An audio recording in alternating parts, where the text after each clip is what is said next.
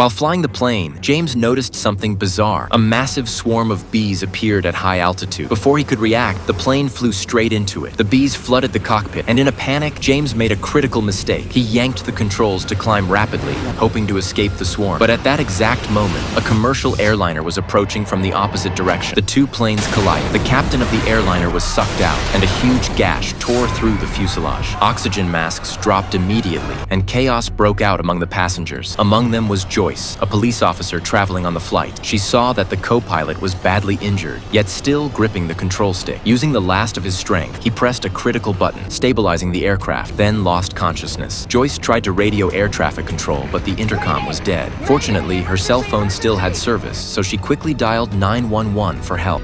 Keystar 6-3, do you read? Over. 895 Alpha, do you copy? They were in a landing pattern and climbed suddenly, then leveled to under 10,000 feet. Now they're not responding. I just lost 895 Alpha, light aircraft. He said something about 911 connected her to air traffic control. With both pilots out of action, Joyce was the only one left who could save the passengers. But she had no flight experience. Thankfully, the plane was on autopilot for now, so there was no immediate danger of crashing. Air traffic control immediately called in a professional flight instructor. Meanwhile, Joyce tried to wake the co-pilot, hoping he could take over. But just then, a flight attendant brought alarming news. Many passengers were injured from the collision. Even worse, debris from the private plane was lodged on top of the jet and could tear open the fuselage again at any moment. Joyce quickly instructed the flight attendants to move everyone to the rear of the aircraft and keep passengers calm, reminding them that only by working together could they get through this. Finally, air traffic control called back. They had found an expert flight instructor named Robin, who was 90% confident he could talk Joyce through the emergency. But there was one major oversight. The current situation required the plane to make a full 360-degree left turn. Despite Robin's expert guidance, Joyce couldn't make sense of the technical terms. Thankfully, Danny, a passenger who was a big fan of flight simulator games, stepped in. He helped Joyce execute the 360-degree turn, and the plane pulled off a smooth, sweeping arc, buying them precious time for rescue. But just then, a new crisis erupted inside the cabin.